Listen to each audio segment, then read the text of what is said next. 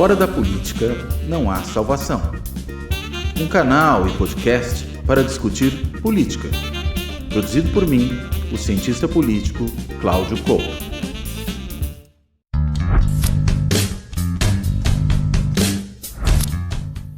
Olá, bem-vindos a mais um programa Política na Veia. Nós vamos tratar aqui de vários assuntos, mas vamos começar com essa reunião dos BRICS, iniciada hoje na Rússia.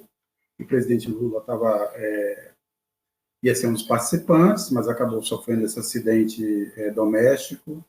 Segundo ele, numa conversa ontem com um candidato do PT ao segundo turno em Camaçari, foi algo grave, mas que ele está bem, está sendo cuidado, teve que dar 5 pontos, acharam um coágulo ali, é preciso tomar cuidado, então, portanto, ele vai ter uma conversa à distância com Putin, mas não vai participar diretamente. O BRICS agora, que é uma reunião de um BRICS ampliado, você tem 32 participantes, muitos interessados em participar desse grupo, e a gente vai discutir, inclusive, aqui, se o BRICS ainda, apesar disso, continua sendo um palco interessante para o Brasil, lembrando que é do interesse da China, até por conta do seu projeto da Rota da Seda e da integração de vários continentes, ingressar o ingresso de mais países no BRICS agora. Interessa a todos os demais participantes, o BRICS que acabou ao longo dos últimos anos, por conta de diferentes razões, mas no caso do Brasil, dessa sucessão de crises fabricadas, do impeachment da Dilma, da prisão do Lula, do governo Temer, do governo Bolsonaro, ampliou-se muito a diferença na verdade, de capacidade de intervenção econômica e política na discussão em relação, por exemplo, à própria China, que é cada vez maior, mas mesmo em relação à Índia e um pouco menos em relação à Rússia, que está nessa encalacrata da guerra. Mas, Nassif Couto, bem-vindos a quem não está nos assistindo. Vamos começar aí, Couto. O Brasil tem sido muito reticente nessa história, que é uma seleção, vamos dizer assim, uma escolha mais seletiva dos futuros participantes do BRICS, e enquanto a China quer mais. O que você acha? Acha que o Brasil tem razão nessa discussão? É melhor pensar num BRICS mais contido? E que papel e que influência hoje o Brasil poderia exercer na geopolítica através dos BRICS? Bem, primeiro, bom dia, Nassif, bom dia, Sérgio. Bom dia aí a quem está nos acompanhando. Olha, acho que a reticência do Brasil tem a ver, primeiro, com a perda de poder relativo do Brasil no âmbito dos BRICS, diante desse alargamento que ocorreu por pressão da China, né? Quer dizer, interessa à China essa ampliação, porque ao fazê-la, a China também aumenta, né, o seu domínio, o seu poder ali dentro dos BRICS. Então, acho que essa é a razão principal do Brasil ter reticências com respeito a esse alargamento sem qualquer tipo de controle, né? E segundo, porque a depender de quem entra, para além desse problema de balanço de poder, você tem também uma questão de quais são as agendas, né, que vão estar postas aí nos BRICS. Claro que você tem uma questão hoje, sobretudo relacionada a mercado, de não alinhamento com as potências econômicas do norte global, e acho que essa é uma das razões pelas quais participar dos BRICS é interessante para o Brasil. Isso lhe dá, primeiro, uma amplitude de outras opções de mercado que ele não tem se ele ficar só alinhado ao eixo do norte global, né? A União Europeia, aos Estados Unidos, e claro, incluindo aí também o Japão e a Coreia do Sul, né? Acho que esse é um primeiro ponto. E segundo ponto, né? Interessa também para o Brasil ter não apenas essa ampliação dos mercados, mas ter aí um instrumento de barganha para negociar justamente com o outro lado. Ou seja, o que vocês vão nos oferecer aí? Porque o lado de lá está nos oferecendo tais coisas. Você tem alguma coisa aí que vocês podem oferecer mais do que eles? Acho que essa é a grande vantagem. Agora, para isso, é preciso ter um mínimo de controle sobre a agenda do que os BRICS vão levar à frente. Isso com uma ampliação desmesurada, tudo concentrado com o poder na China pelo desequilíbrio, inclusive de poderio econômico que tem a China em relação aos demais, o Brasil perde qualquer capacidade de influenciar nesse processo. Então, acho que passa por aí, sobretudo, essa reticência que tem o Brasil nessa negociação. Os BRICS, você tem um problema aí, que é essa questão da moeda dos BRICS aí, né? O dólar, a partir do momento que os Estados Unidos começaram a utilizar o SWIFT, o sistema que informa as transações em dólar, e o dólar para retalhou Venezuela, retalhou Rússia e tudo, abriu uma brecha aí que os BRICS estão tentando entrar, criando alternativas aí que tornem os países menos vulneráveis à ação norte-americana, né? Então, você tem essa questão da troca de transações através de sistemas de blockchain, ou seja, isso aí, você não precisaria de banco central e de bancos. A troca seria direta em sistema de blockchains. Mas a grande questão é que, para ter esse sistema de trocas, você precisa ter uma moeda de referência, mesmo que não seja uma moeda tipo dólar. Tem que ter uma moeda de referência, porque os países eles não têm o comércio equilibrado entre si. Por exemplo, o Brasil, com a China, o Brasil é superavitário. Não é com outros países. Não é com a Rússia, por exemplo. Então, como que fica para você compensar o superávit que você tem com a China com o déficit que você tem com a Rússia? Então, precisaria ter uma moeda, ou uma moeda de referência, ou, gradativamente, a moeda chinesa começar a substituir o dólar, que também não interessa no caso aí, né? Então, essa discussão fica enrolada, né? O BRICS, ele tem a grande força dele é o vácuo de poder aberto aí pela ONU, aí, a incapacidade de administrar conflitos, essa política cada vez mais individualista e belicosa aí dos Estados Unidos, né? Mas essa questão econômica acaba permeando toda a discussão, né? E a questão da moeda dos BRICS acaba sendo o ponto central aí para justificar aquilo que seria, digamos, algo contra o qual os Estados Unidos já disseram que vão retalhar. O país que não usar o dólar vai ser retalhado, né? Mas o Trump, né? O Trump, não os Estados Unidos. O Trump, não os Estados Unidos. O próximo presidente dos Estados Unidos. Que coisa, né? Mas que loucura, né? Que loucura. É isso mesmo? Aliás, vamos levantar esse ponto aqui. É esse mesmo? Torçamos que não. Dará o Trump, Nassif, é isso? Ué, pelas últimas pesquisas aí, ele... Deus me livre, viu? Truco. Mas você vê, é a marcha da insensatez, efetivamente, né? Você começa, o país perde a... Aliás, tudo isso vem também com essa questão das redes sociais e da desestruturação do mercado de opinião, né? Mas você pega o país mais poderoso do planeta, que mesmo quando tinha alguns presidentes translocados, eram enquadrados aí pelas instituições, aí, pelo Estado profundo, de repente surge um cara desse aí que, usando os mesmos recursos do Brasil, fake news, jogada de marketing, e agora essa de comprar voto também. Então, ou seja, é uma crise terminal da democracia ocidental, que vem do lugar, não sei.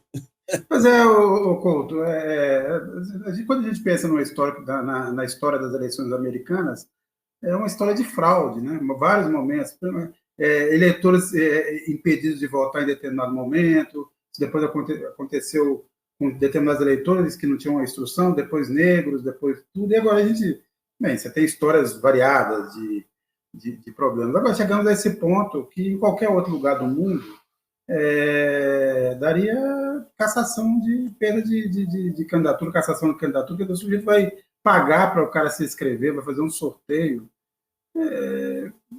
Quer dizer, realmente não tem... Quais são os limites ali da eleição americana? Olha, acho que parece ter muito pouco limite, viu, Sérgio? A gente tem que lembrar que há uma decisão já antiga da Suprema Corte Americana relativa à questão do financiamento de campanha, né, em que se questionou ali se você poderia ou não dar dinheiro ilimitadamente, se não haveria algum tipo de restrição possível a isso, para evitar um peso muito grande do dinheiro na disputa eleitoral. E a adesão da Suprema Corte foi a seguinte, que, na realidade, fazer doação de campanha é liberdade de expressão, né? Então, se liberdade de expressão é tudo isso, você imagina qual é o limite do que é permitido fazer ali. Mas acho que mesmo nesse contexto, né, de uma lógica, né, de relação entre política e dinheiro, que é muito permissiva, até nisso o Elon Musk está indo além do razoável, né, porque tem, de qualquer maneira, uma jurisprudência firmada nos Estados Unidos de que você não pode pagar para as pessoas votarem ou para se registrarem eleitoralmente. E ele está fazendo isso de uma forma malandra, né, que a própria imprensa americana está apontando isso, né? Qual é a forma malandra? Ele, para não dizer que está pagando para as pessoas se registrarem, né, e para votarem, e claro, no Trump, né, e eleitores conservadores, ele faz o quê? Ele faz nos estados pêndulo, né, aqueles estados que vão definir o resultado da eleição, uma loteria, na prática, diária, em que ele dá $1 milhão para quem vier sorteado, desde que sejam eleitores registrados que assinem uma petição, né, simpática a posições conservadoras nesses estados. Bem, quem é que vai assinar esse tipo de petição? E quem é que vai estar registrado no fim das contas? Eleitores do Donald Trump. Então, o que ele está fazendo é estimulando essas pessoas não só a estarem registradas como eleitores, né, mas a se envolverem no processo eleitoral. Ele está burlando a regra estabelecida. O que mostra que a prática do Trump aqui no Brasil não é uma coisa restrita a nós, né? Não é porque ele achou que estava na República da Banana, podia fazer qualquer coisa, até que foi trucado pelo Xandão. Ele faz isso também nos Estados Unidos, né? E não me espantará se ele não tentar fazer isso em outros lugares. É que, por exemplo, se você vai para uma situação como a da União Europeia, geralmente você tem regras mais estritas para esse tipo de coisa. E ali ele poderia enfrentar maiores problemas. Ele, acho que talvez não queira se arriscar no caso da União Europeia, mas no caso brasileiro ele se arriscou, deu no que deu, a gente viu aí qual foi o desfecho.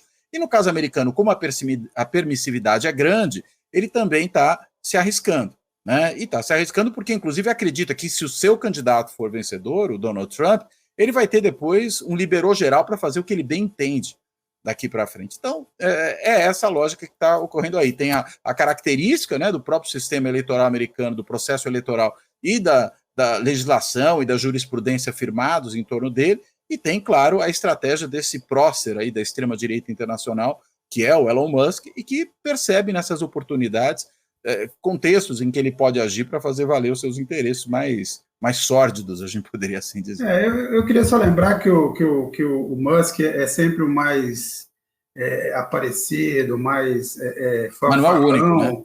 Mas o Vale do Silício resolveu tomar uma decisão quase unânime contra os democratas, porque os democratas deram início à análise de processo, primeiro, mutando as big techs por atrapalhar a concorrência, e até discutindo a possibilidade de fazer o que já fizeram no passado, que é desmembrar essas empresas, atuar para que elas não tenham esse poder. Então, mesmo as figuras, os bilionários das big techs que apoiam os democratas, eles estão apoiando os democratas, mas pedindo a cabeça dos responsáveis na administração pública por conduzir esses processos, tanto no Departamento de Justiça quanto na agência reguladora de comunicação e de negócios. Então, tem outras figuras ali, vamos dizer assim, mais contidas, agindo nas sombras, mas o fato é que o Vale do Silício tornou-se uma grande central de extrema-direita, em nome, na verdade, da liberdade total para os seus negócios. Então, daí a gente vê o fracasso do modelo americano, que era um modelo de suposta democracia para a inclusão lenta e gradual de outros setores. Daí vem as mulheres, vem os negros. Até pouco tempo atrás, você tinha fórmulas muito complexas do cara conseguir o título de eleitor e tudo para afastar as pessoas de mais baixa renda, né? Quando você tem mudanças radicais aí na economia, que criam novos poderes, digamos assim, esses novos poderes se impõem por falta de instrumentos de defesa da própria democracia americana e brasileira. Quando você pega, por exemplo, o que ocorreu, você pega o poder do mercado financeiro e o poder das big techs, aí a democracia americana não consegue respirar em cima disso. A Suprema Corte não tem saídas aí, não tem alternativas. Você pega a invasão do Capitólio lá, o Brasil foi mais efetivo combatendo aqui os golpistas do que os Estados Unidos. Ou seja, é uma democracia que foi calcada no poder do dinheiro desde o início, financiamento de campanha, a eleição direta sendo impregnada, digamos, pelo poder financeiro. Quando surgem novos poderes, que nem as big techs aí, e essa ultrafinanciarização, você não consegue reverter o rumo. Outro dia eu estava vendo uma entrevista do... como é que chama aquele presidente, o Carter, falando que a China está crescendo porque ela joga toda a energia dela para a inovação, e aqui para a guerra, ou para esse modelo Elon Musk aí das empresas enriquecerem os acionistas e não buscarem crescer organicamente, né? Então, como é que você inverte isso? Se o poder político está nas mãos das big techs, do mercado financeiro e do clube dos bilionários. É complicado, né? É complicado. E daí, volta a pergunta inicial, você tem um vácuo, porque o modelo que está funcionando, o chinês é aplicável só na China. O que sobra para nós aí? Aliás, o Couto, acho que já comentou aqui em outros programas, o grande lance do Musk é que ele, na verdade, tem uma espécie de... Ou você, Nasceu, exatamente qual dos dois, o Musk é um braço, né, do Deep State americano, tanto que ele foi escolhido, sabe-se lá por quê, depois de tantas falhas nos seus foguetes, a SpaceX foi escolhida pela NASA para ser a empresa que vai fazer os foguetes que vão levar a próxima leva de astronautas à Lua. Né? Ele tem várias relações desse tipo, a Starlink também é um exemplo disso, que passa pelos negócios militares. Essa infiltração é que está piorando. Lá no passado, quando você teve a inovação tecnológica, que levou também ao fortalecimento lá dos chamados barões ladrões, dos bilionários, dos banqueiros que começaram a concentrar a economia em várias coisas, você teve uma ação, mas era muito mais fácil porque eram ações nacionais, né? Você desmontou as ferrovias, você mesmo mexeu na própria estrutura do sistema financeiro e você liberou. O que você está fazendo agora é que você continua, essa concentração está crescente, e o que eles querem é barrar isso a qualquer custo. E como a gente sabe, Nassif, na verdade, a verdadeira polarização do mundo hoje, eu odeio esse termo, da forma como ele é usado no Brasil. Mas a verdadeira polarização no mundo hoje é capital financeiro contra a democracia. É isso. É o capital financeiro que quer matar a democracia antes que a democracia reaja ao que está acontecendo. Isso me parece o ponto central da discussão mundial nesse momento. Quando você pega os anos 20 e os anos 30, assim, você teve uma batalha mortal nos Estados Unidos, teve a sorte de ter um cara do tamanho do Roosevelt lá, e um estadista do capitalismo lá, que às vezes é pouco, que é o Nelson Rockefeller. O Nelson Rockefeller, para mim, é o maior estadista do capitalismo, desse modelo americano de capitalismo, que, com todos os seus defeitos, eu não estou elogiando, não. Mas porque quando o Nelson Rockefeller, o Roosevelt começa a testar e a trazer o discurso da solidariedade, é o Rockefeller Center que aceita os primeiros acordos com trabalhadores e tudo, trazendo um mínimo de coesão e paz social que permitiu aos Estados Unidos entrar coeso na Segunda Guerra, né? Agora, hoje você não tem nem isso. Hoje os Estados Unidos está entre o Biden, a Câmara e o Trump, rapaz. Deus me... Pois é, e parte do voto dela, aparentemente, por exemplo, no Michigan, aparentemente é um efeito péssimo do apoio incondicional a Israel, que a grande comunidade árabe do Michigan se recusa. Pelo menos dessa vez não declararam voto aberto às entidades, não declararam apoio aberto aos democratas. E há outros problemas, eu queria até perguntar isso para o Couto. Depois daquele início, vamos dizer assim, muito animador da Câmara, saiu o Biden da Câmara, parecia que a eleição ia ser guiada pela agenda democrata. O que aconteceu nessas últimas 2 semanas, né? Acho que passou o frisson, né, Sérgio? Acho que passou o frisson. Aquilo foi o chamado fato novo, né, que toda campanha tem em algum momento e que sempre produz algum tipo de variação nas preferências dos eleitores. Foi realmente um fato novo, ao ponto até de ofuscar, né, o atentado lá que o Trump sofreu, que triscou a orelha dele, que deu até para ele uma imagem muito poderosa naquele momento da campanha, né, quando ele, com o rosto ensanguentado, levanta o punho e fala lute, lute. Né? Quando ele fala aquilo ali, aquilo dá uma imagem, e logo depois você tem a desistência do Biden, a entrada da Câmara na campanha, e se esquece praticamente daquele negócio. E mesmo a segunda tentativa de atentado que houve, né, ela acabou nem tendo grande repercussão diante de toda a comoção que se produziu com a entrada da Câmara na campanha. Mas o tempo foi passando e o efeito disso foi se diluindo e a campanha foi voltando para o seu leito normal. Veja, ainda assim, é uma situação melhor do que aquela que o Biden tinha. Acho que é importante dizer isso. O Biden tinha uma situação mais complicada que a da Câmara. O que não há é aquele sprint inicial, aquela capacidade de entrar e parecer que vai virar a eleição que a gente teve logo no começo. Mas o que você tem hoje é uma eleição muito equilibrada. Também não dá por ter como favas contadas que o Trump está ganhando, né? Porque as pesquisas, umas apontam ela na frente, outras apontam o Trump um pouco na frente, depende do estado, né? Porque essa coisa do voto popular, na realidade, é uma ilusão, não adianta ficar tomando isso como referência. O que interessa são as pesquisas feitas nos estados pêndulo, é ali que a coisa vai se resolver. Isso ainda se entrelaça com outras eleições que ocorrem simultaneamente. É bom não lembrar que você tem eleição para a Câmara dos Representantes, né, que seria o correspondente à Câmara de Deputados dele, ali metade da Câmara. Você tem eleição para o Senado, né, e lembrando, para a Câmara é metade. Você tem mais uma renovação de parte do Senado ocorrendo, e isso também vai ter impacto. Isso impacta, inclusive, na disposição dos eleitores de comparecerem, se tem um candidato forte desse partido, se tem candidato forte do outro, né? Às vezes os candidatos fortes à frente até mesmo dos candidatos presidenciais, aparecendo em alguns estados. Você tem estados que realizam plebiscitos, né, consultas populares sobre determinados temas, isso também mobiliza. Ou seja, você tem tantas variáveis aí intervenientes nesse processo, né, que gera esse cenário de grande incerteza. Né? Mas eu também não acho que dá para simplesmente, porque houve ali um resfriamento daquele ímpeto inicial da entrada da Câmara na campanha, achar que simplesmente a coisa virou para o outro lado. Acho que o cenário ainda é um cenário mais complexo do que isso, é um cenário ainda de uma disputa muito acirrada. Bem, Nassif, a gente sabe, eu queria ver uma vitória do Trump, o que aconteceria para o Brasil. A gente sabe, mas vamos começar pelo que me parece mais imediato. Uma vitória do Trump, provavelmente, e ele já prometeu isso, levará a um abandono do apoio à Ucrânia. E, portanto, o caminho aberto para que a Rússia resolva a questão, a não ser que a Europa resolva em peso entrar na guerra. Mas primeiro, pensando para a geopolítica, Trump saindo da Ucrânia, qual é o primeiro impacto disso?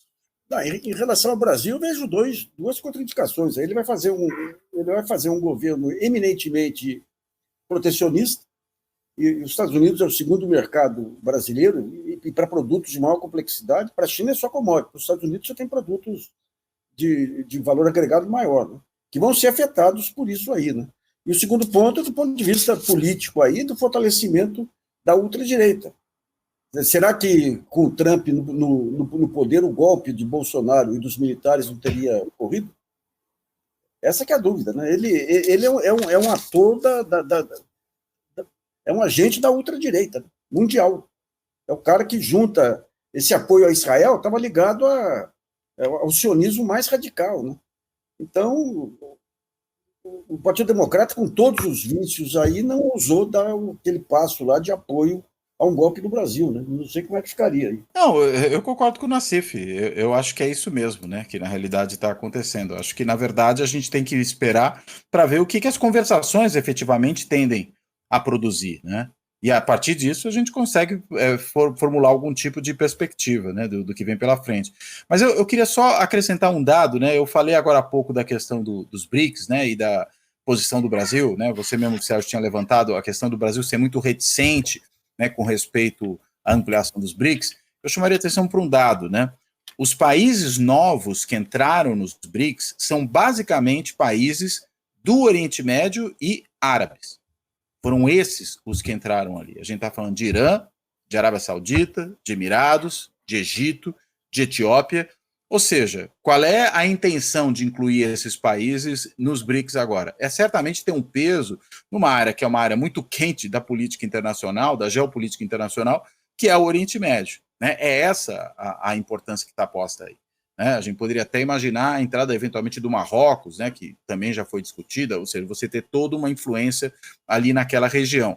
Eu acho que é preciso ter muita atenção para isso, por quê? Porque mostra que há um interesse claramente chinês, eventualmente russo também, mas a Rússia já estava lá há mais tempo, de ser mais influente naquela área do mundo, contrabalançando o poderio americano, que sempre teve ali uma espécie de quintal seu. E o próprio envolvimento com Israel, do qual a gente falava agora há pouco para falar das eleições americanas, né, e do impacto que isso tem na comunidade árabe no Michigan, por exemplo, tem a ver com esse tipo de questão também, ou seja, a presença de outras potências naquela região tende a ter um efeito, né, na mudança do balanço de poder internacional. Mas e quanto à Ucrânia? Se Trump ganha então, larga a Ucrânia? Eu sinceramente acho que é muito pouca chance dessa negociação prosperar, né? O próprio fato do Putin ter mencionado, né, esses dias, que considera a proposta de China e Brasil uma proposta positiva, já mostra que é muito pequena a chance desse negócio prosperar com a anuência da Ucrânia. Né? Sinceramente, acho que, enfim, não vai ter qualquer tipo de avanço por aí, e eu sou muito cético quanto a qualquer possibilidade de ter avanço. E no que se refere ao Trump, aí eu acho que para a Ucrânia a coisa se complica, evidentemente, né? Porque se o Trump realmente vence, ele já deu sinalizações disso repetidamente, vai deixar a Ucrânia ao Deus dará, pelo menos é o que ele promete fazer. Né? E tem histórico nesse sentido, de proximidade com a Rússia, a gente sabe que inclusive houve auxílio russo à sua primeira eleição, por meio ali de manipulação de internet, e a gente sabe também que há uma simpatia pessoal já declarada do Trump à figura do Putin, assim como de alguns outros aí dos autocratas mundo afora. Então, a tendência é os Estados Unidos tirarem o pé, né? E ainda, só para falar da questão do Oriente Médio, já que a gente está falando desse tipo de apoio, né? Se é ruim com os democratas, imagine o que será para a situação palestina, para a situação dos outros países ali da região do Levante, naquilo que diz respeito à presença israelense, né, e a hostilidade que Israel perpetra contra todos esses países ali do seu entorno. Imagino que não será isso com Trump, um presidente que foi responsável, inclusive, por mudar a representação diplomática dos Estados Unidos para Jerusalém, né, contrariando, inclusive, as posições históricas da Organização das Nações Unidas, que reconheceriam Tel Aviv como essa capital e não Jerusalém, pelo menos não enquanto não houver a partilha do território de maneira efetiva. Que já declarou várias vezes que ele é muito favorável à ideia de, não disse, com todas as leis exterminar, mas pelo menos expulsar todos os palestinos da faixa de Gaza, e que Israel ocupe a região, né? Mande para o deserto do Sinai todos os palestinos.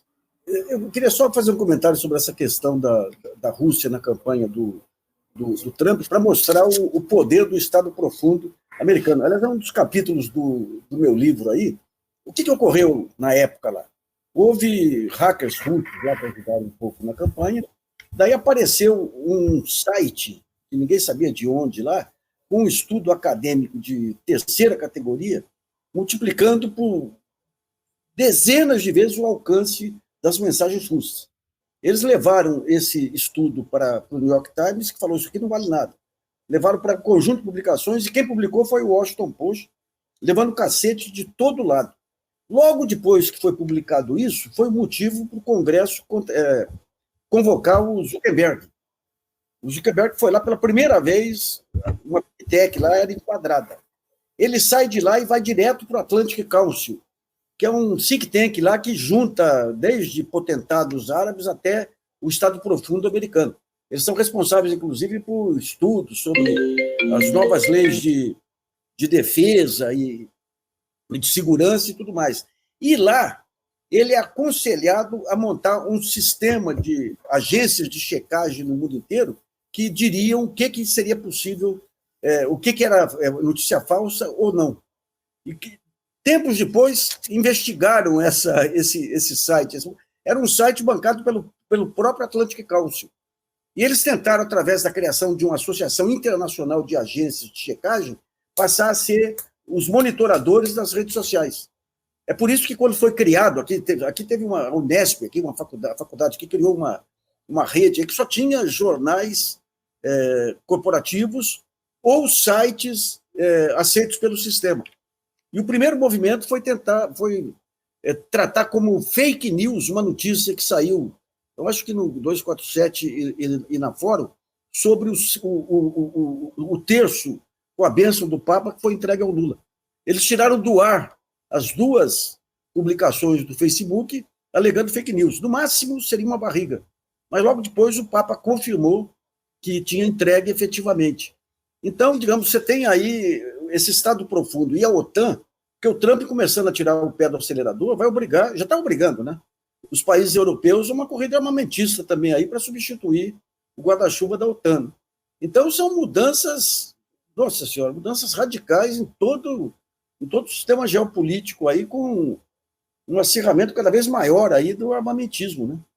Agora, Nassif, pensando do ponto de vista geopolítico dos interesses americanos, faz todo sentido, vamos dizer assim, deslocar essa disputa da Europa para o sul da Ásia, né, para o sudeste da Ásia, que é onde está agora o adversário, né? O problema é que a Europa já não é mais o palco dessa disputa territorial que havia entre a União Soviética e os Estados Unidos. Os Estados Unidos mantêm essa relação, essas fidelidades, vamos dizer assim. Na verdade, a Europa é uma espécie de parceiro junto dos Estados Unidos, mas não faz mais diferença no palco internacional. Nessa altura já é irrelevante, aliás, do ponto de vista tecnológico, né? Se você olhar todas as grandes empresas de tecnologia, nenhuma delas é europeia. Ou são americanas ou são chinesas. Exato. Fora do jogo. É que o tipo de relação muda também no seguinte sentido, né? No caso da relação com a Europa, e o conflito da Ucrânia deixa isso claro, você tem um problema geopolítico mais sério, que é, digamos, a proteção da área de influência americana contra hostilidades militares, né? Esse problema não está posto da mesma forma no Sudeste Asiático e na região ali do Extremo Oriente.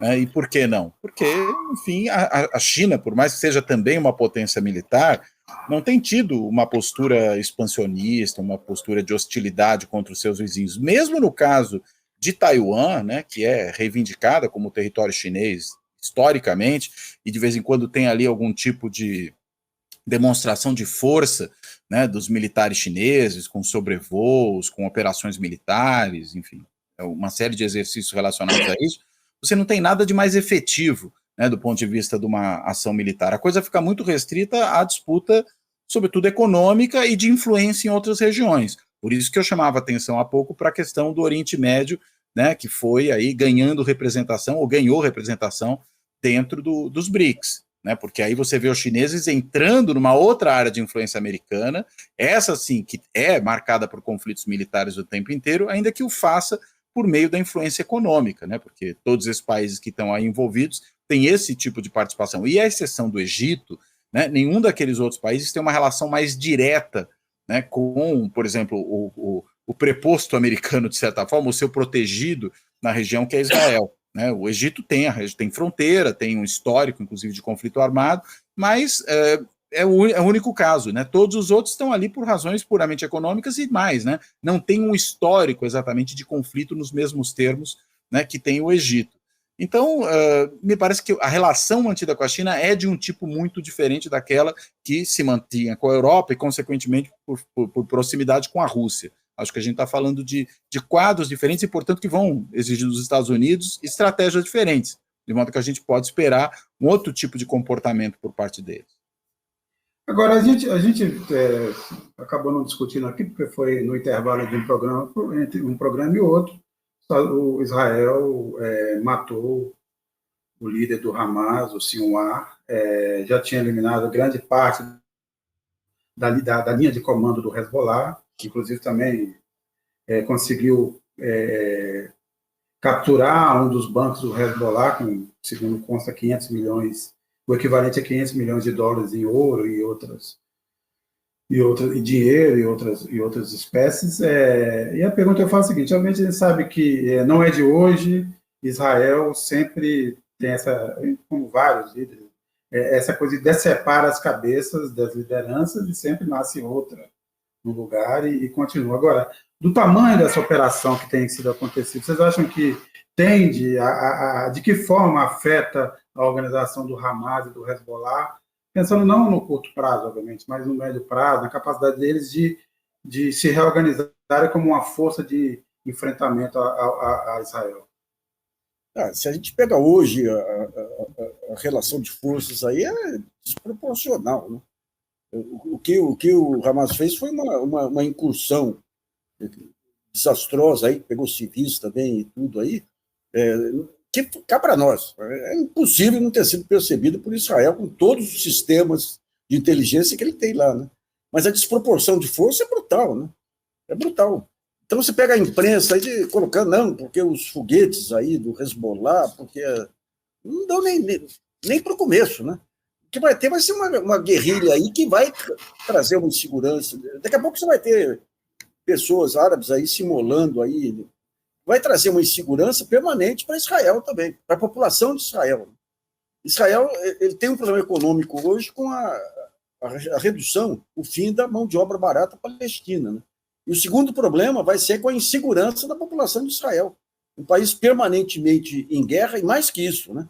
Para as próximas décadas aí, você vai ter gerações e gerações de palestinos aí com motivos mais que sobra aí para vingança. Né? Então, digamos, é algo que atende os Estados Unidos, porque aquele negócio, a guerra é o desfecho da política, né? E da economia, poderíamos dizer também. Né? Então, o que acontece aí com essa desproporção? Aliás, só um parênteses aí, é interessante ver a maneira como a propaganda de Israel tenta legitimar a morte desse líder do Hamas.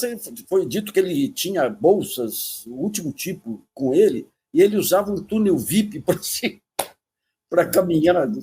É inacreditável. Né? Mas aí eu não vejo saída. Para o Hamas e tudo, você vai ter uma guerrilha permanente, aí, um inimigo mortal permanente. Não adianta, né? Todo aquela reserva moral que Israel ganhou com o genocídio acabou, né? Israel vai ser alvo agora, inclusive os amigos judeus nossos aí que são contra essa loucura aí, o antissemitismo vai se espalhar por todo lado, né? E especialmente pelas vítimas desses massacres. Né? Mas para se constituir uma força capaz de enfrentar Israel, não, nem agora, nem quando estavam incólumes ainda, eles chegavam aos pés aí da força de Israel. Né? Não, mas eu digo como grupos capazes, pelo menos, de fazer um enfrentamento ideológico, discurso, ele estava ali, era um inimigo e estava ali. Assim, vamos lembrar também que quando os Estados Unidos fizeram lá a guerra ao terror, tal, o que eles fizeram, na verdade, foi criar o Estado Islâmico nasceu no vácuo do que eles fizeram com Saddam Hussein, como Muammar Gaddafi, mas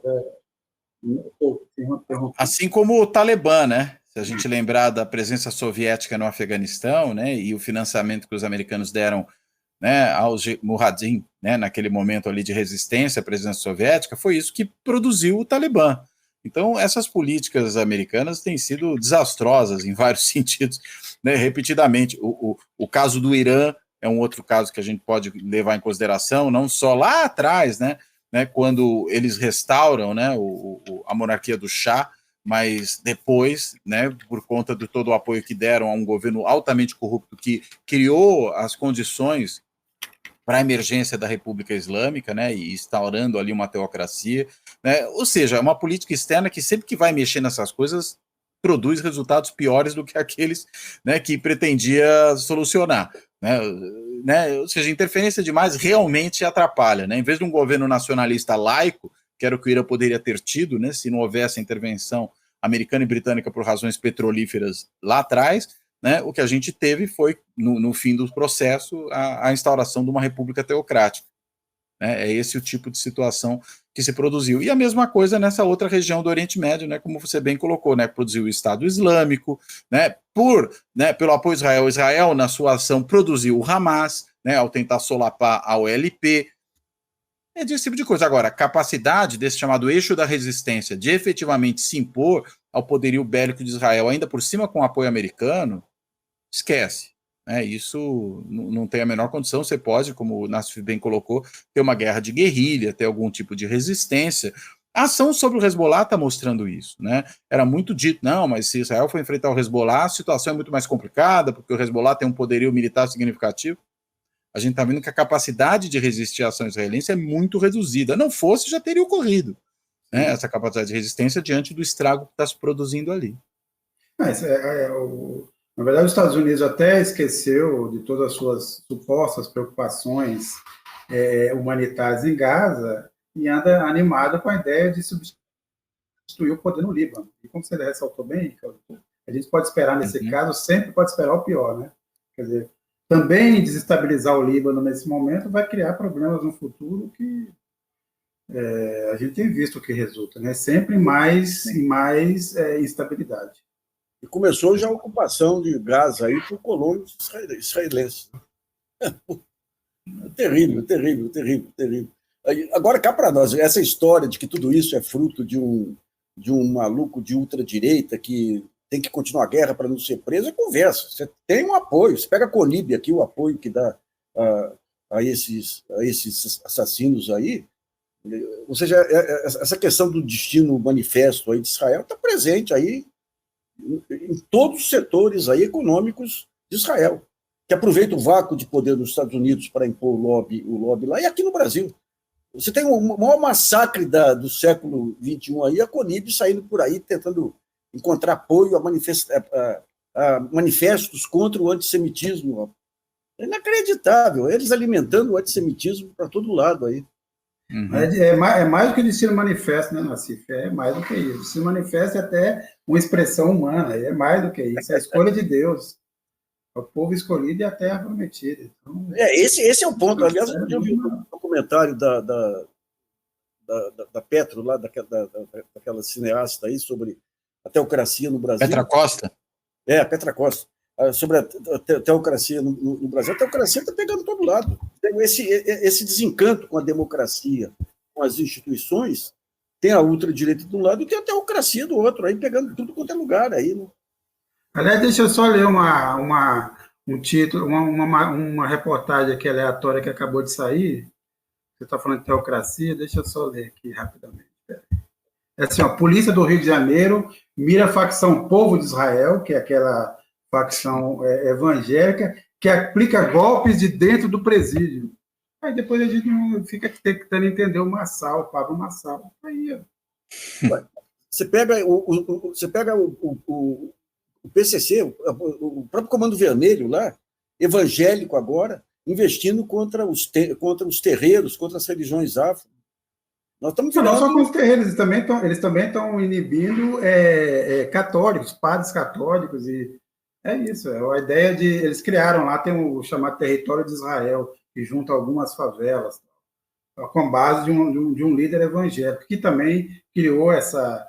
que, na verdade, é uma aberração, é uma coisa ilógica, porque se tem alguma coisa que, na origem, não tem nada a ver com Israel, é o protestantismo, né? Que negava o Velho Testamento, agora tem essa redescoberta. Mas esse novo protestantismo, né, neopentecostal, se utiliza mais do Velho Testamento do que do Novo, né?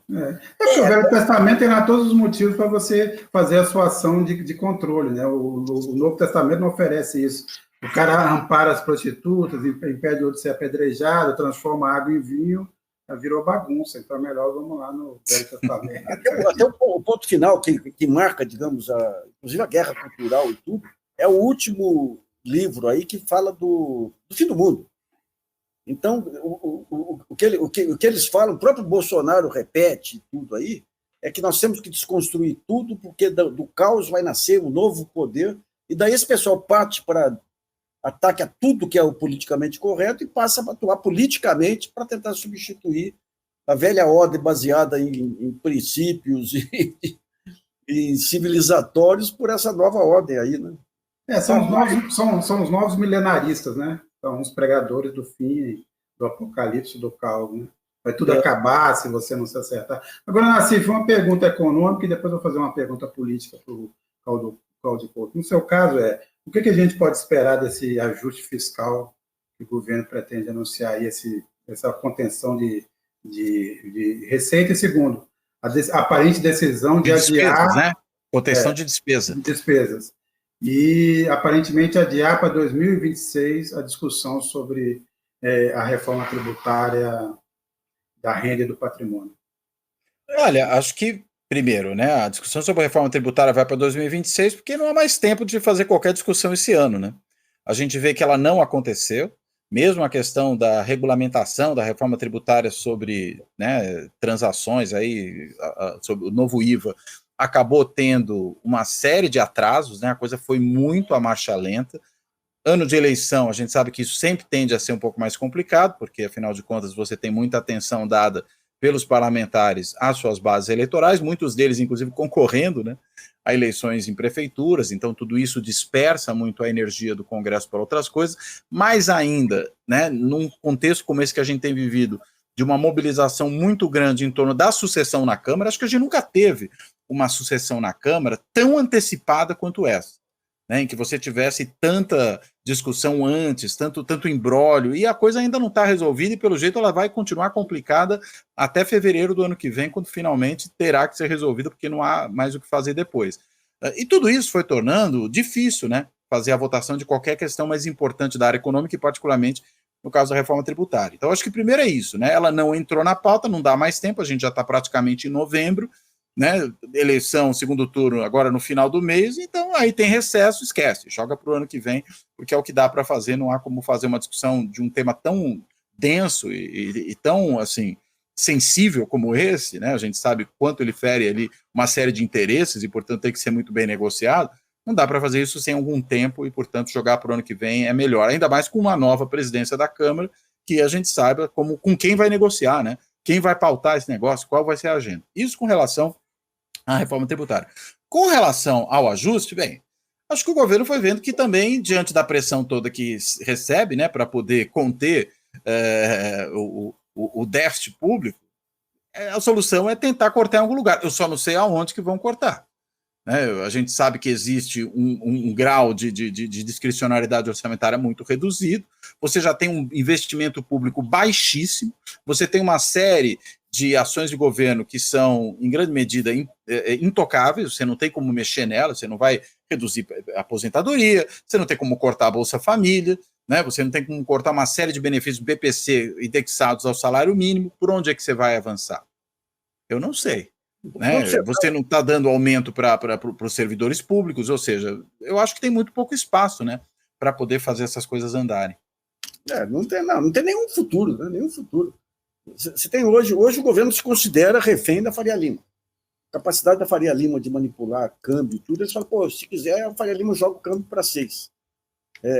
Agora você tem aqui uma taxa de juros real de 6%. Uma taxa de juros real de 6%, outro dia eu fiz o cálculo, aí se a economia crescer 2% ao ano, o superávit teria que ser de 3%. 3%. Você, para conseguir 0,15 aqui, você sua sangue, para poder estabilizar a dívida.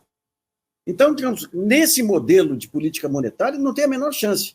O que o Haddad está fazendo é empurrar com a barriga aí para... Mas como que o Lula poderia ganhar força política? Vai ter que enfrentar num certo momento. O Galípolo, ele quer conseguir que a influência internacional do Lula convença algum país aí a investir alguns bilhões aí em dívida pública para poder comprar títulos e levar até o final, porque hoje a grande forma de manipulação do mercado não é a Selic é o terrorismo, mas são em taxas longas que eles fazem operações de arbitragem lá e jogam o câmbio para onde quiser, né? Para onde quiser. Se tem um cartel, efetivamente, se o governo quisesse atuar, ele poderia colocar um CAD reformulado em cima, um TCU em cima desse cartel. Mas não tem força política. Então vai empurrando com a barriga. Nesse empurrando com a barriga, ele vai se desgastando em todas aquelas bandeiras que garantem a eleição do Lula em 2026. É um jogo enrolado, é um nó. E para cortar esse nó, não tem a menor ideia. Porque até agora você não conseguiu trazer um projeto de país claro no horizonte, tem um ministério absolutamente medíocre. Quando você pega o primeiro governo Lula, você tinha a Tereza Campelo lá com Bolsa Família, você tinha o Haddad fazendo uma revolução na educação, você tinha a Petrobras aí trazendo investimento e inovação. Hoje você não tem. Hoje está tudo amarrado, um ministério muito medíocre, sem capacidade de bolar até ideias. Você joga ideias lá que nem uma pedra de gelo no deserto, assim, vira água na hora e afunda. Assim. Então, o Lula vai ter que partir agora para uma reforma ministerial e vai ter que começar a ganhar iniciativa em áreas que ele não dependa do Congresso. Porque só um Lula popular, um Lula com volta do apoio popular, pode ter alguma força para tentar impor as medidas aí, que são medidas heróicas aí para romper esse controle da Faria Lima e do Centrão. Né? Mas assim, você sabe muito bem que assim, eu todo dia faço questão assim, de ler com muita atenção o jornalismo profissional brasileiro, que ele sempre me instrui bastante. E eu vi esses dias uma matéria do Estadão sobre por que o câmbio, o dólar está tão alto, e eles assim, tipo assim, são as incertezas internas, políticas internas, ou seja, é o Lula, o problema é o Lula, basicamente. Resumo da conversa. Aí quem que eles ouvem lá? Meia dúzia de caras da Faria Lima, né? Você pega agora aqui, manchete, todos os jornais aí, estatais dão prejuízo. Daí eu fui catar os dados da Secretaria do Tesouro, que foi quem produziu esse trabalho, eles tiram da contagem as estatais que vendem para o público. São as estatais que você tem que dizer se teve lucro ou prejuízo. Então, tira todos os bancos, porque os bancos são da área financeira. Tira a Petrobras, porque tem governança. E deixa um conjunto de estatais que não são estatais que vendem para o público. Não pode falar em lucro ou prejuízo. São estatais que prestam serviços para diversos ministérios. Você tem duas lá que prestam serviços para a Marinha, você tem o SERPRO que presta serviço aí para a Fazenda. Então, eles fazem... Isso aí virou manchete em todo lugar. Precisamos ampliar a privatização porque as estatais dão prejuízo. Né? E os jornais usam tudo é gastança, né? Tudo é gastança. Então, essa parceria... Apesar da Enel, né? Apesar da Enel, temos que conversar tudo. A Enel é um caso de sucesso. É isso. Você pega os editoriais da Folha de Jornal... O problema é saber para quem, né? Não, a Meloni está muito feliz com a Enel. Mas você pega os editoriais da Folha do Estadão, não podemos ser precipitados com o caso da Enel. Tem que ter mais regulação. É que nem as organizações sociais. Então, com mais regulação, o PCC deixa de tomar conta das organizações sociais. Não, é o caso da ANEEL, né? Totalmente capturada. Agora, a pergunta política.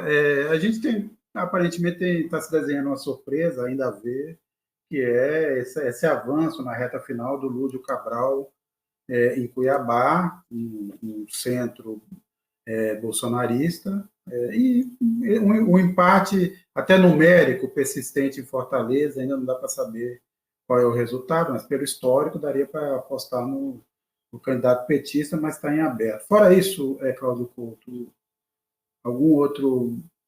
algo mais te chama a atenção nessa reta final do segundo turno das eleições municipais? Olha, eu acho que essas duas são as eleições realmente que estão, vamos dizer, mais quentes, né? Na verdade, 3. Fortaleza, Natal e Cuiabá, né? Acho que são as 3 em que você tem ainda uma grande indefinição do ponto de vista desse embate aí entre a extrema-direita e a esquerda democrática. Acho que esse é o primeiro ponto. Embora eu acho que também tem uma outra eleição, essa entre a direita colaboracionista e a extrema-direita propriamente dita, que é o que ocorre em Curitiba, né? Em que o candidato do bolsonarista de ocasião ali, o Ratinho Júnior, e a candidata apoiada de fato pelo bolsonarismo, a Gremel, né? Esses 2 candidatos estão numa disputa muito renhida. Então, acho que são 4, né, as eleições municipais aí nesse segundo turno que estão especialmente interessantes para a gente ver o que vai acontecer, né? E acho que realmente, né, se a gente pensar um pouco no histórico, né, a tendência mais forte é de você ter uma vitória da esquerda nas 2 capitais do Nordeste. Se ocorrer em Cuiabá, vai ser uma imensa surpresa, né? E não pelos números que a gente tem agora, né, mas pelo histórico. Né, pelo histórico, os números que a gente tem agora mostram que ela pode realmente acontecer, já que você tem um empate, né? E claro que sempre o fato novo, né, a novidade que seria uma vitória da esquerda em Cuiabá, às vezes mobiliza uma certa parcela de eleitores. Isso pode ser um elemento importante também ali. E ainda mais se derrotar aquela figura deplorável, né, que é aquele deputado Brunini, que, para quem não se recorda, é aquele deputado que fica nas comissões da Câmara de Deputados ali tumultuando, tirando o sarro dos colegas que estão falando enquanto eles falam, provocando, fazendo caras e bocas, né? Parece aquele Curly dos Três Patetas, né, o personagem, até fisicamente ele lembra muito o Curly dos Três Patetas, só que o Curly era engraçado de verdade, né? Ele é um cara chato só, né? Então acho que faz toda a diferença, mas enfim, ali seria realmente um fato notável. E se, porventura, né, esses candidatos petistas nessas 3 capitais em que eles estão no segundo turno vencerem, isso muda, em alguma medida, o cenário de desalento com que o PT saiu do primeiro turno da eleição, porque aí ganharia em 3 capitais, né? E aí acho que isso pode ter alguma significação a ver, né? Nassif? E São Paulo? Em relação São Paulo já era, esquece. Quem? São Paulo já era. Vamos falar de coisa triste, não. É uma armadilha terrível, porque você tem uma onda para a direita se vale de bordões da Guerra Fria, gente. É aquela memória... É gozada, né? Eu lembro quando eu comecei a me relacionar com a Eugênia, minha companheira, eu fui para Guaranésia, conversando com a mãe dela e tudo, a mãe muito simpática e tudo, daí alguém fala, o Nassif é economista. A dona Adélia fechou a cara. Mãe, o que aconteceu? Quando a gente começa a gostar da pessoa, descobre que ela é comunista. Então digamos, esses fantasmas, você tem os fantasmas ancestrais, que é uma coisa que sempre foi utilizada pela mídia, que são aquelas figuras do mal aí, que são invencíveis e tudo, que são uma ameaça permanente ao lar. E aqui você trouxe de volta essas figuras, no anticomunismo aí, no cara que invade casas. Então, digamos, isso aí está ligado a esse avanço da religião também, do bem contra o mal aí, do demônio, faz parte dessa nova teocracia aí que aqui em São Paulo, com todo o trabalho meritório do Boulos aí, o Boulos faz uma política pública sem Estado aí fantástica. Não fosse ele, que nem o MST. Não fosse o MST, esse pessoal estava espalhado por aí, até sujeito a ser capturados pelo crime organizado. Mas explicar isso aí para uma população teocrática aí é enrolado, né? Não, um programa totalmente centrista, é o mais centrista dos programas, é o programa do Boulos, não tem nada de radical. Agora eu queria só relatar rapidamente, vocês devem ter visto, mas uma professora do Rio Grande do Sul resolveu fazer uma pesquisa para entender o sentimento da população de Porto Alegre em relação à enchente. E aí é que estão os pontos da desconexão. Em resumo, o governo Lula deu 5 mil reais, mas não veio aqui, não apareceu. O prefeito tem responsabilidade, mas não pode ser culpado por tudo. Sebastião Melo, embora não ter limpado a cidade, entupiu os esgotos e piorou tudo. Ele desmontou a defesa civil, mas nada disso importa. E, no fundo, tudo que aconteceu em Porto Alegre foi um esforço de apoio da população, ou seja, a população, foi a generosidade dos brasileiros que ajudou aqui. O governo deu 5 mil reais, lembrando que fosse o Bolsonaro, provavelmente nem teria, talvez ela tivesse aparecido no Rio Grande do Sul, que é gente como a gente, no caso dele, né? Mas quando teve, por exemplo, na Bahia, ele, pelo que eu me lembro, ele foi andar de jet ski no Rio de Janeiro, mas é isso, né? Quer dizer, o resumo, o retrato de como a população de Porto Alegre, a essa altura, enxerga a enchente de 3, 4 meses atrás. Sérgio, uma vez eu conversava com um primo meu, que era do Conselho de Saúde da Vila Maria. Ele falou, o Haddad fez coisas que nenhum prefeito fez aqui. Mas todo mundo gosta do Kassab, o Kassab vinha, cumprimentava, sabia o nome de cada um. Então, digamos, esse tipo de gesto aí, politicamente, e o Lula 3, ele está meio cansado, digamos, desse dia a dia aí, que é enrolado, né? Então, com tudo que ele fez lá, a população vai... Provavelmente o prefeito se juntou a algumas vítimas dele lá, abraçou. Então, essa simbologia num mundo dominado por redes sociais e por filmetes aí é enrolado. Né? A política virou uma coisa de afeto, de solidariedade. Não, aquele lá é dos nossos. Se ele errou, vamos perdoar. O outro não é dos nossos. Ele fez tudo isso para a gente, não fez mais que obrigação. É uma irracionalidade. Olha, rapaz, eu tremo de medo de pensar o que os nossos filhos e netos vão passar aí, viu? Porque espero que alguma... E para ter uma reversão, tem que ter uma tragédia mundial, que nem se teve em outros momentos. Não, essa é uma tragédia agora, é acabar tudo, essa é a última tragédia. É a última aí, Deus descer mesmo e ter Deus do mundo. Não precisa de Deus, não, só essas bombas que tem aí, se bem que elas podem, no fundo, ser interpretadas como uma intervenção divina. Mas o fato é que se tiver uma guerra nuclear, talvez seja a última tragédia. Não, Cláudio? A gente sempre acabando esse programa aqui com muito otimismo e felicidade, é por isso que a gente tem toda essa audiência, né? Eu espero que, se houver, né, e que seja a última, mas que seja a última mesmo, né? Porque só faltava, depois de uma guerra nuclear, ainda ter mais alguma tragédia, né? É isso. O otimismo é isso. Vai ser a última. O pessimismo, não, vai ter mais. Vão sobrar as baratas e o Bolsonaro e as baratas vão se matar. Exato, é mais ou menos por aí. O Milor Fernandes só dói quando ri. É isso aí, minha gente. Obrigado, mas... De qualquer forma, desejo a quem nos assistiu até agora que tenha uma excelente semana, um bom final de semana. Votem, né? Independentemente do que está se planejando, vá lá, exerça o seu direito e bola para frente, né? Até a próxima. O seu direito e o seu dever, né? Porque ter algum posicionamento sobre o que acontece na vida, na sociedade que a gente vive, na cidade que a gente vive, no país que a gente vive, é também um dever, né? É isso aí, até lá.